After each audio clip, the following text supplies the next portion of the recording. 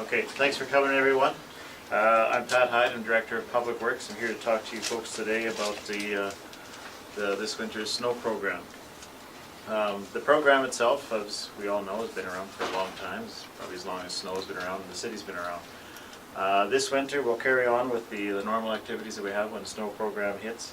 And the number one event in that is the snow events. Our priority network is kicked in for the streets. We have a snow event which classifies a minimum of 5 centimeters or more of snowfall accumulation, and that's when we activate the priority street network system.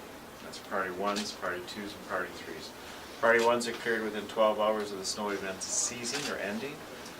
Priority 2s are cleared within 36 hours, and priority 3s are cleared within 72 hours. We also do our sand salt operations to manage ice on the roadways, as well as for applying a traction agent to the roadways. And again, those follow the priority 1, 2s, and 3 networks as well. Priority 1s are typically on and complete the first cycle within 6 hours of a snow event. Priority 2s were done within 12 hours, and priority 3s within 24 hours. Now, having said that, within a 6-hour cycle of priority 1s, we do continue, and we will do as many sanding applications as required throughout the course of winters and of course during a snow event. Let me just back up for a moment on the priority network system as well, just for the folks that may not be aware.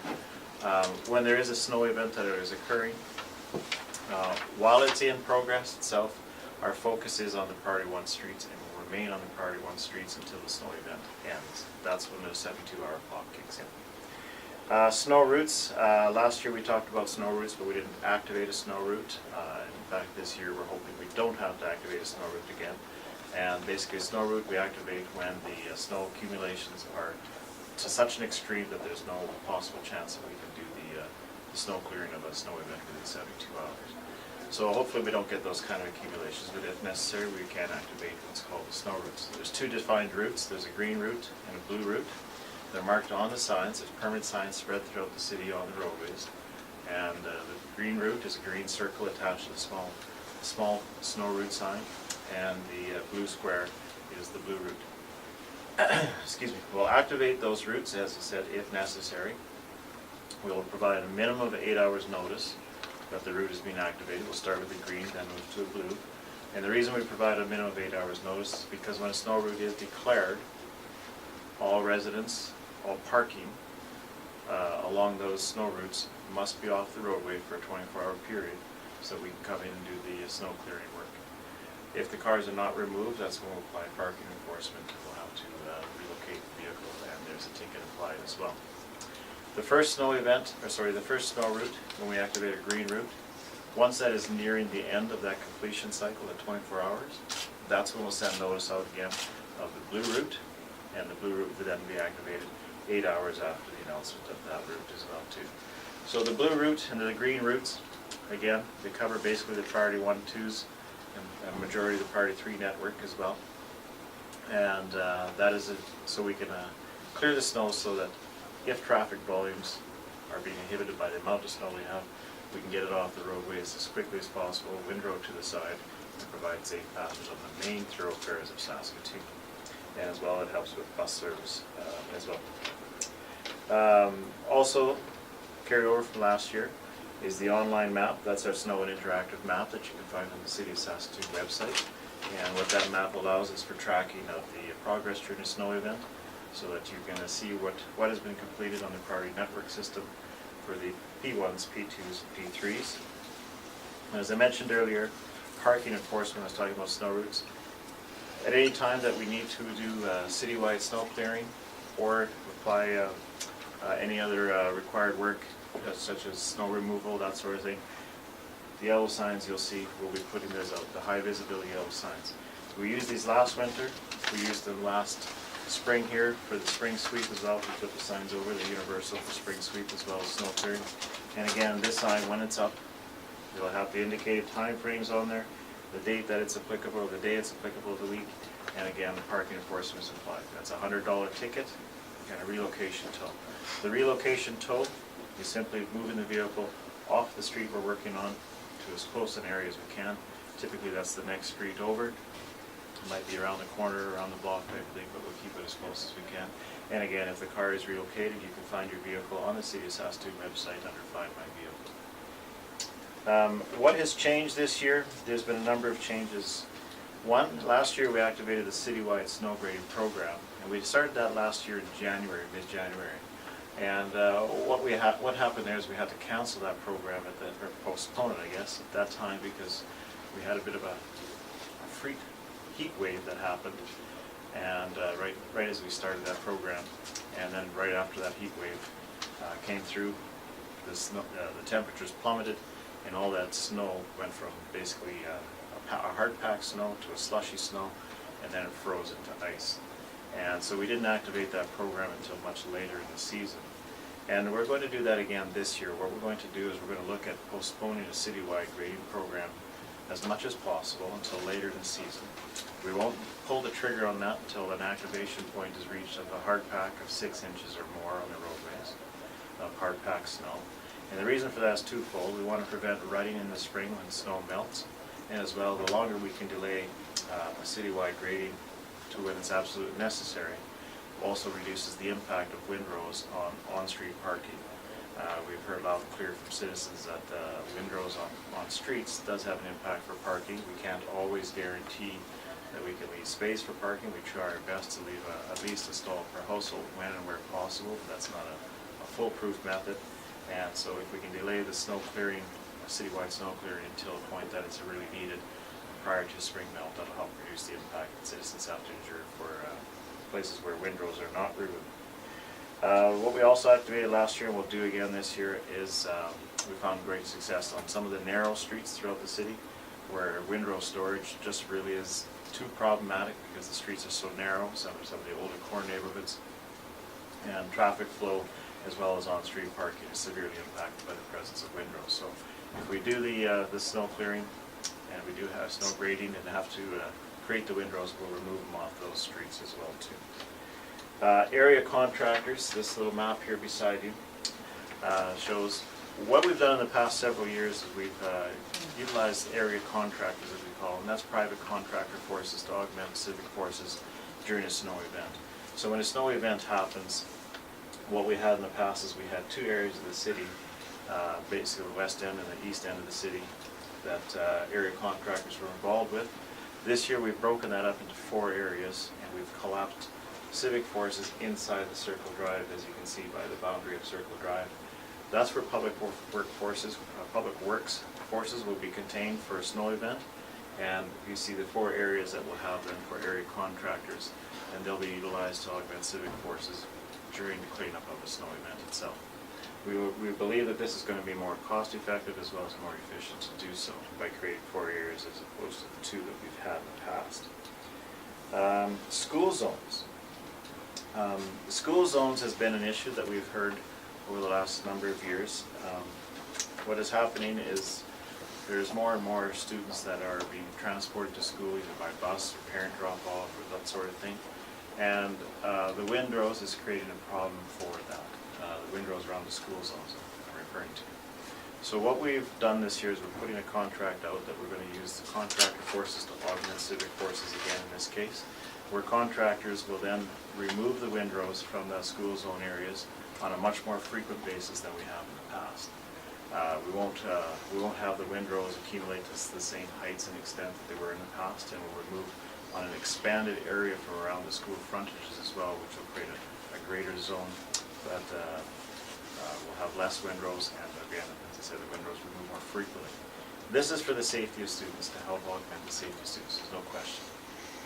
Especially if you get really cold days, you've got cars coming, going all directions, buses happening, you've got the vehicle exhaust creating hazards, and it's just problematic for kids to get in and out across the streets through the cars, the mess of the whole bit. So it's to get those areas cleared and out of the way as quickly as we can, and on a much more frequent basis in terms of removing the windrows that we do have to store away from the sides of the school.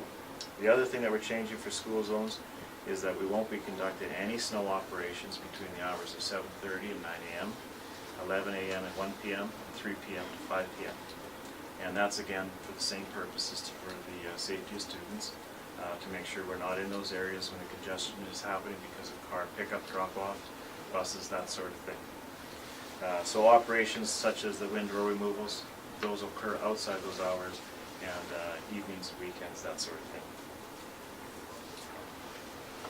Snow train, as folks, we introduced that last winter, and we're going to continue that this winter as well. The snow train is what we call the large collective equipment and vehicles that remove the snow that's stored along the barriers of Circle Drive bridges and overpasses. And it's basically an 18 vehicle chain. It involves all sorts of equipment such as loaders, graders, trucks for hauling the snow, everything from traffic signage to police escort for traffic enforcement and for the safety of both the motorists as well as the crews working. We found that to be a very successful program last winter, where after a snow event, we do have to create storage of snow along the barriers when we are clearing the roadways. But once the snow event is cleared up, we've done the priority network system, then we'll come in with the snow train, go through the Circle Drive network and remove that stored snow that's along the barriers for both bridges and overpasses on the Circle Drive network. New this year, basically with the sanding operations and ice management operations, we're going to be introducing 4 pilot projects this year. And those pilot projects involve, the first one is a pre-wetting program. And pre-wetting basically is it's a process where we have there's stored tanks on the sander trucks, which apply a liquid brine solution directly to the sand and salt mixture just prior to going through the spreader and onto the roadway. And what that does is it lowers the eutectic working temperature of the salt itself.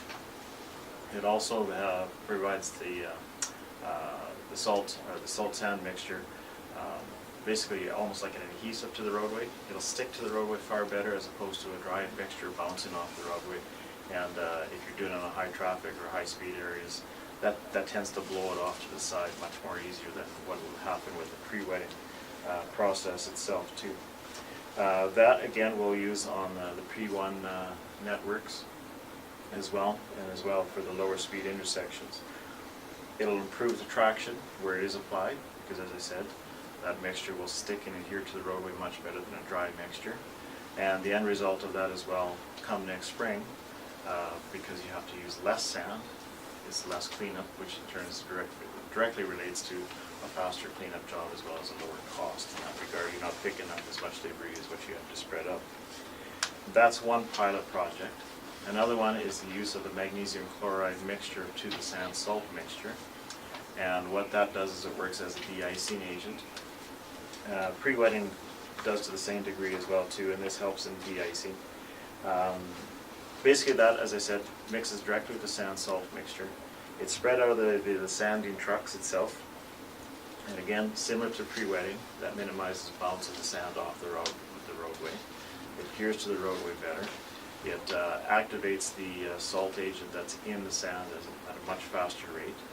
The sand salt mixture, just to clarify as well too, is roughly about a 5% mixture, and that's partly to work as a melting agent, but also is to work as a declumping agent for sand. Sand by itself, just left on its own, will clump into hard packed clumps that make it difficult to spread. Sand helps to reduce that impact. So the de-icing, the sand salt mixture with our magnesium chloride additive, that again will lower the eutectic temperature of salt in terms of its working process. And again, similar to pre-wetting, when you apply that sort of thing, that's less sand that's required on the roadway, again, less cleanup in the spring.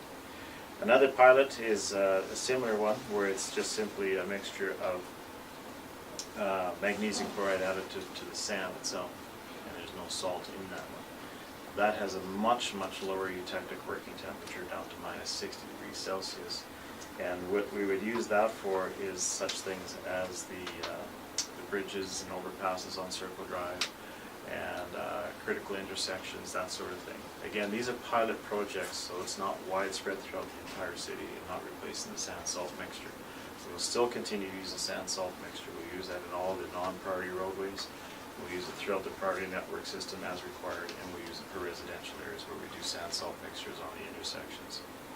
The other one that we're going to be using is a anti-icing agent. The ones I was just speaking to previously are more of a de-icing agent. This one is an anti-icing agent, and it's a direct liquid application. Again, this is the magnesium chloride additive solution that's directly applied to the roadway surface. There's a shorter window of opportunity in which you can apply it, and what that is intended to do is what it prevents is an ice bond from forming on the roadway itself, so that when snow does come, the snow will sit, and we come along with the grading operations, we can clear that off much more effectively, and you don't leave that residue of an ice pack buildup. Again, this is a pilot project, and we're going to be using these on select locations. We're still identifying which are the best ones to use. Two locations we do intend to use as an example would be the Sid Buckle Bridge and the Circle Drive Bridge. And all four of these we'll use throughout the course of the winter. We'll measure the progress, we'll measure the effectiveness of them, we'll measure what the costs are, so that we can then build into the program going forward for the next season. What is the most cost effective, what is the most efficient process we can apply, or a hybrid of such, or a combination of these.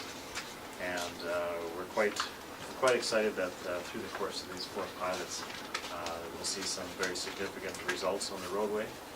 It'll help in terms of the traction agent that we apply, and it'll also help in terms of what we'll see as a much less, the areas that it is used, a much less area susceptible to ice formation, and if it does, we can break that ice bond once it does form. That pretty much is the snow and ice program in a nutshell.